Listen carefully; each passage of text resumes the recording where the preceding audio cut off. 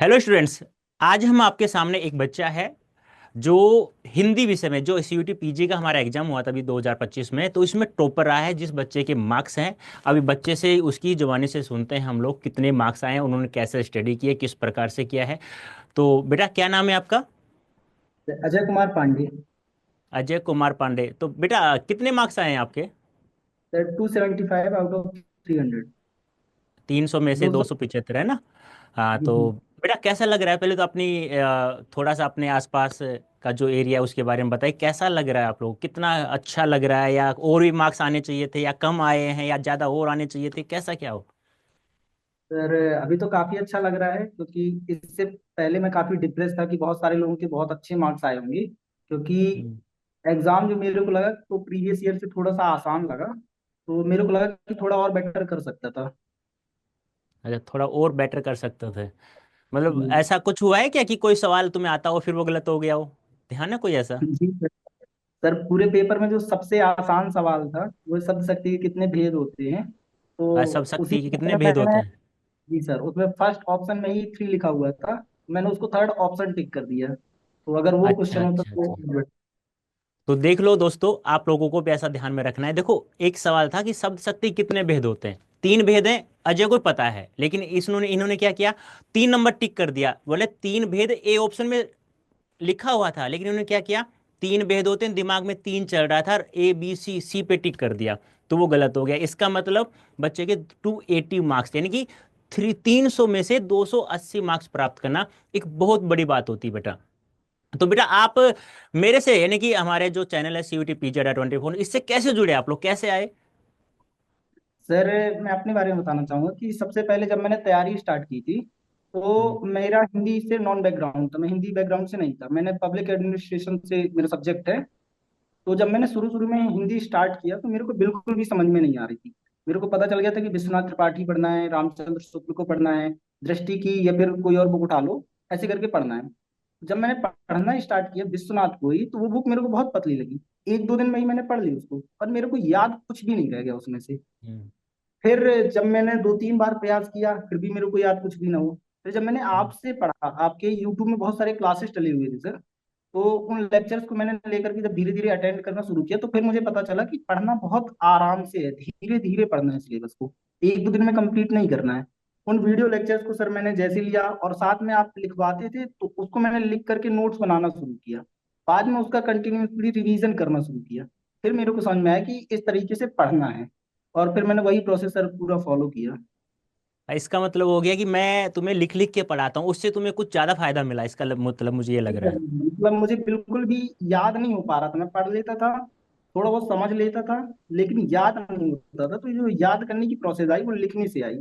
फिर मैं उस चीज को बार बार रिपीट करने लगा, तो मेरे को याद होने लगा थोड़ा थोड़ा। अच्छा, तो सीयूटी पीजी से अड्डा से जुड़ने से पहले और भी कोई चैनल था जिससे आप लोग पहले पढ़ा हो कहीं पे भी, कि सर जिससे कि मैक्सिमम आपको जितने समझ में कैसे नहीं आया वो? क्या कारण था उसका? सर जितने भी यूट्यूब चैनल है लगभग हमने सबको ही देखा है। हम्म। क्योंकि हम जब तैयारी में जाते हैं तो सारे चैनल को हम लोग विजिट करते हैं, हाँ, और ठीक है शुरुआती ठीक है। पढ़ते थे हम सबको देख रहे थे। लेकिन जो शुरुआती में बेस बना मेरा, तो वो अड्डा 24/7 से मेरे को ये सपोर्ट मिला आपसे सर। अच्छा, तो देख लो दोस्तों, मैं भी आपसे यही कहना चाहता हूँ, क्योंकि मैं उस प्रकार से पढ़ाता हूँ बच्चों को, क्योंकि मैं भी आपकी जगह था कभी। तो मैं एक चीज़ सोचता हूँ हमेशा कि यदि किसी भी चीज़ को लिख करके पढ़ाया जाता है तो बच्चों को ज़्यादा समझ में अच्छा आता है। क्योंकि मैं भी जैसे जब भी पढ़ा था आपसे किसी टीचर से, तो टीचर ने जैसे लिख करके पढ़ाया, और एक जैसे कि लिखा हुआ हम लोग पढ़ते हैं, तो उसमें काफ़ी डिफरेंस होता है। तो मुझे पता था कि बच्चों को कहाँ प्रॉब्लम कहाँ कहाँ आती है, तो उसी को, उसी समस्याओं का या उन्हीं समस्याओं का सॉल्यूशन करते हुए मैं आज भी, यदि मैं अपनी बात करूं तो मैं 2009 से पढ़ा रहा हूं। तो मैं हमेशा कभी भी पीपीटी का यूज नहीं करता हूं, मैं केवल लिख करके पढ़ाता हूं, जिससे बच्चों को बहुत अच्छे समझ में आता है। क्योंकि साहित्य एक ऐसा ही सब्जेक्ट है बेटा, जिसे आप लोग बार बार रिपीट करेंगे ना, जब वो आपको थोड़ा सा याद होगा। तो अजय, एक बात और बताओ, कि जैसे जी आप सर। लोग आप पेपर दे के आए थे, तो पेपर देने के बाद में आपको कितना कॉन्फिडेंस रहा? वो जो कॉन्फिडेंस था पहले पेपर देने से पहले, कि हाँ मेरे इतने सवाल सही हैं, और जो राजेंद्र सर ने, यानी मैंने जो पढ़ाया है उसमें से लगभग लगभग कितना पोर्शन आपका जो मैंने पढ़ा है उसमें से आया हुआ? सर जब मैं पेपर दे करके निकला तो पहले तो मुझे ये भी क्लियर नहीं था, क्योंकि मैं पिछले एक दो रात से सोए एक आध रात से सोया नहीं था। जबलपुर मेरा हम्म। सेंटर था और मैं सतना से हूँ। हम्म। तो यहाँ जब हम लोग रात में गए तो सोया नहीं था पूरे टाइम, तो दिमाग मेरा स्थायी नहीं था। वहां से जब मैं पेपर से निकला तो मेरे को ये था कि मेरे कितने क्वेश्चन सही हैं, गलत हैं। बड़ी कंफ्यूजन थी उसमें।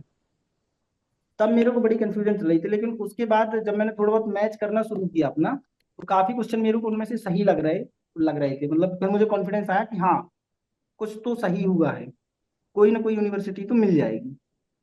फिर बाद में मैंने मैच करना शुरू किया, आप लोगों के सर रिव्यू आने लगे धीरे धीरे, तो काफी उसमें अच्छा स्कोर लगने लगा। मुझे लगा कि हाँ, अब सेफ स्कोर है।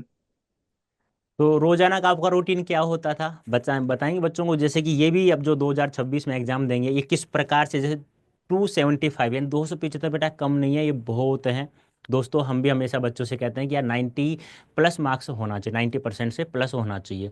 तो वो ही रूटीन जैसा आपका था वो बच्चों को बताओ, कैसे कितने घंटे आप लोग पढ़ते दिन में, कैसा क्या आपका सोने, क्योंकि जो भी टॉपर होता है ना वो बच्चों से वो पूछता है, यार मेरा बड़ा भाई है ये अजय, इसने कैसे पढ़ा, कब सोता था, ये क्या खाता था, कितने घंटे ये पढ़ता था दिन में, तो वो सब चीज़ें बताइए आप लोग एक बार।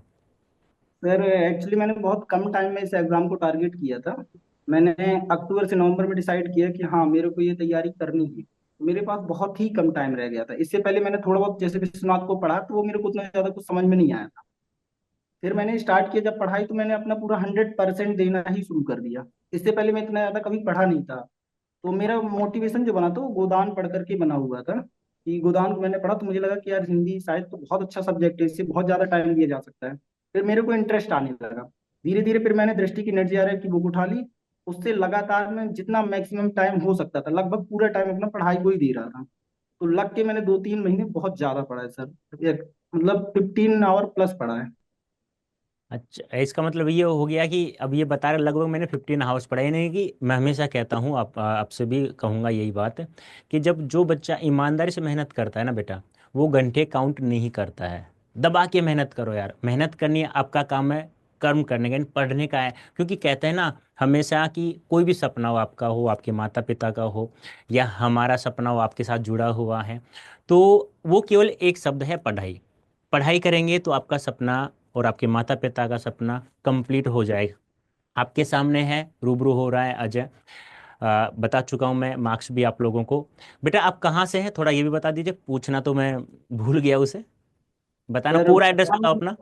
जी सर, वर्तमान में मैं एकेएस विश्वविद्यालय है सतना में, उसमें अध्ययनरत हूँ। और बीए पब्लिक एडमिनिस्ट्रेशन मेरा कोर्स चल रहा है। मैं पन्ना जिला से हूँ। वहाँ पे कटन करतरिया वो मेरा स्थायी निवास है, मध्य प्रदेश हम्म। में। और माता पिता क्या करते हैं बेटा।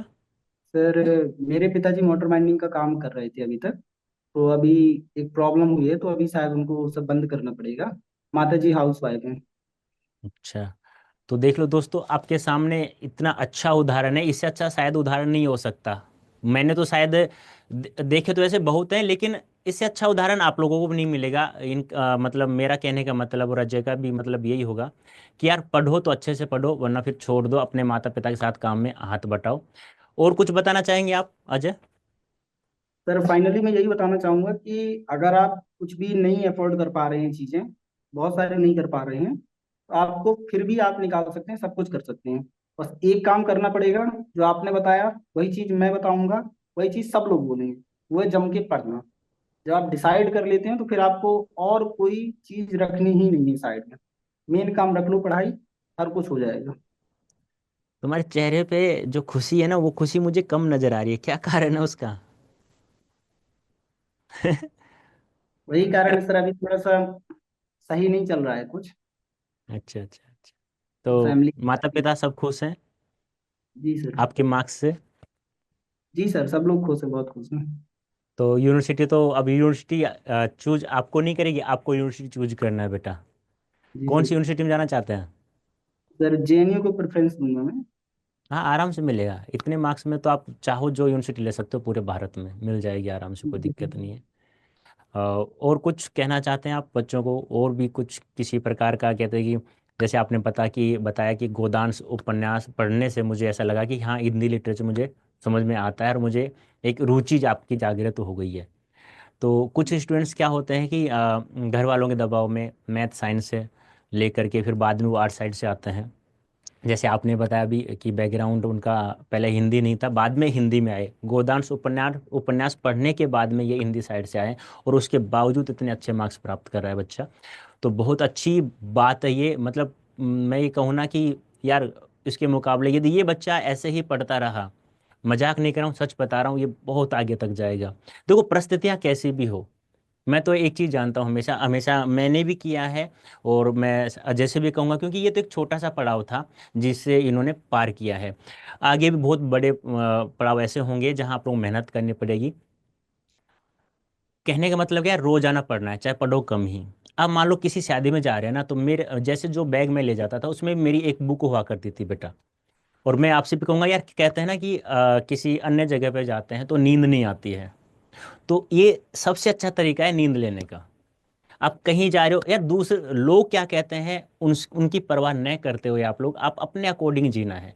आप लोगों को नींद नहीं आ रही है, ठीक है, आप किसी जगह पे सोओगे ना, उसमें रोशनी तो होगी ना, आप पढ़ने स्टार्ट कर दो। सामने वाला क्या कह रहा है छोड़ दो, जिस दिन आप लोग कुछ बनोगे ना, तो उनको पता चल जाए हाँ यार वो ऐसा कार्य करता था। मैंने तो ये किया है। ठीक है, पढ़ने का कोई समय नहीं होता है, चाहे लेट के पढ़ो, चाहे बैठ करके पढ़ो, चाहे लेट करके पढ़ो, चाहे कभी भी पढ़ो, पढ़ने का कोई समय फिक्स नहीं होता है, घंटे काउंट होते भी नहीं है। कहीं पे भी जाओ, बुक साथ रखो अपनी, जब भी नींद नहीं यार, नींद लेने का बहुत अच्छा तरीका है। और मैं तो यही कहूँगा अजय को भी, बेटा आगे भी ऐसे ही, मतलब रोजाना पढ़ना है, एक दिन नहीं, 2 दिन नहीं, कि ऐसा नहीं कि 1 महीना पढ़ लिया। परिस्थिति अपनी जगह पे है, मानता हूँ। देखो सभी का पैसा नहीं होता है, और पैसा इतनी वैल्यू भी नहीं रखता है। यदि आप अच्छे से पढ़ लोगे ना बेटा, तो पैसा बहुत होगा।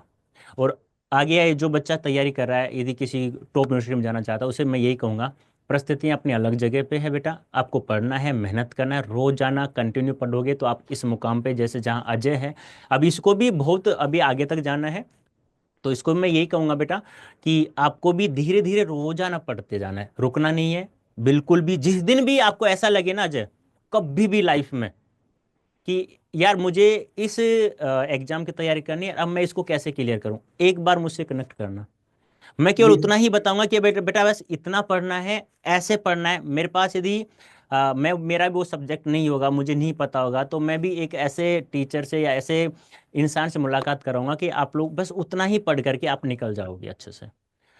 और और तो मैं क्या कहूँ बेटा, अब तो तुम और कुछ बताना चाहते हो अपनी फीलिंग्स के बारे में, थोड़ा सा बता दो। सर, अगर अपने बारे में बताऊं तो मैंने शुरुआती पढ़ाई जो जवाहर नवोदय विद्यालय से की थी। हम्म। तो वहां पे मैं पहले बहुत ज्यादा स्पोर्ट्स में था।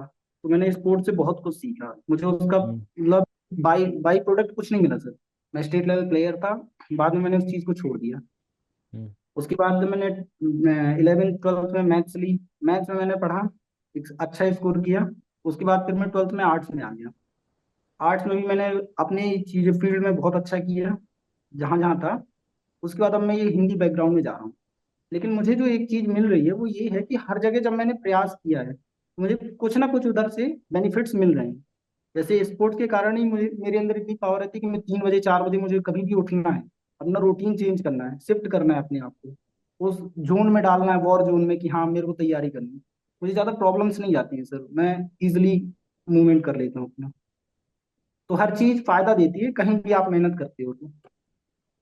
चलो अच्छी बात है बेटा। तो आप लोगों ने देख लिया होगा बेटा सभी ने, कि आप लोगों को भी ऐसे ही यदि टॉप यूनिवर्सिटी प्राप्त करनी है, टॉप मार्क्स प्राप्त करने हैं, तो तरीका यही है, पढ़ना है, परिस्थिति कैसी भी हो, अच्छा पढ़ना है, मज़े से दबा के पढ़ना है, घंटे काउंट करना नहीं है।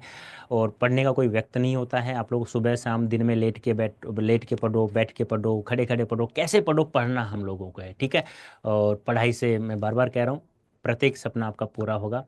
तो बेस्ट ऑफ लक अजय, बहुत बहुत थैंक यू। आपको, मतलब कहते हैं ना कि इतने मार्क्स आना एक बहुत बड़ी उपलब्धि है, लेकिन आप है ना इसी मार्क्स से आप लोग रुक मत जाना, बस आगे बहुत मेहनत करनी है आप लोगों को, ठीक है बेटा। Okay, okay. Thank you so much बेटा, बाय बाय।